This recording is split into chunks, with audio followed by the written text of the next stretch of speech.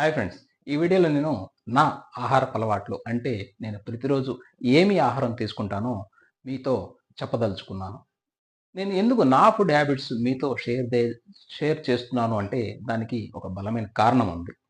గత 10 సంవత్సరాల కాలంలో నేను మస్కట్, చెన్నై, హైదరాబాద్‌లో పనిచేశాను, చేస్తూ ఉన్నాను. ఈ 10 సంవత్సరాల కాలంలో నా కొలీగ్స్ వయసులో నాతో సమానమైన వాళ్ళు, నాకంటే 5 సంవత్సరాలు, 10 సంవత్సరాలు, 20 సంవత్సరాల వయసు చిన్నవాళ్ళు కూడా హెల్త్ రీజన్స్ వల్ల ఆఫీస్‌కి సెలవు పెడుతున్నారు. మరి ఈ హెల్త్ రీజన్స్‌లో ముఖ్యమైన కారణాలు ఏంటి అంటే ఫుడ్ పాయిజన్, కడుపు నొప్పి, వాంతులు, అట్లాగే లూజ్ మోషన్స్, టైర్డ్‌నెస్ టైర్డ్‌నెస్ ఇవన్నీ ఉన్నాయి. కానీ ఈ 10 సంవత్సరాల కాలంలో నేను ఈ కారణాలతో ఆఫీస్‌కి ఒక్కరోజు కూడా సెలవు పెట్టలేదు అని నేను చాలా నమ్మకంగా చెప్పగలను. ఎందుకంటే ఈ ఫుడ్ పాయిజన్ అనేది వామిటింగ్స్, లూజ్ మోషన్స్ లాంటివి నేను ఫేస్ చేయలేదు. ఎందుకు ఫేస్ చేయలేదు అంటే దానికి నా ఆహారపు అలవాట్లే పూర్తి కారణం అని నేను పూర్తి విశ్వాసంతో చెప్పగలను.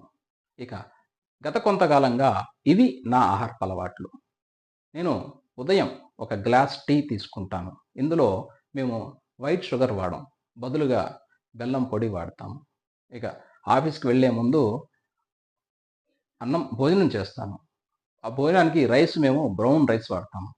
ఇందులో ఓ పప్పు, కూర, ఒక పచ్చడి లేదా ఒక పొడి, పెరుగు ఏసుకొని శుభ్రంగా భోజనం చేస్తాను. ఇక ఆఫీస్‌కి వెళ్ళిన తర్వాత 11 గంటలకి ఒక గ్రీన్ టీ తీసుకుంటాను. 1 గంటకి ఒక గ్లాస్ రాగి జావ తీసుకుంటాను. ఇక 2 గంటలకి అల్పాహార పరిమాణంలో భోజనం చేస్తాను. 4 గంటలకి మరొక గ్రీన్ టీ. 7 గంటలకి రోస్టెడ్ నట్స్ తీసుకుంటాను.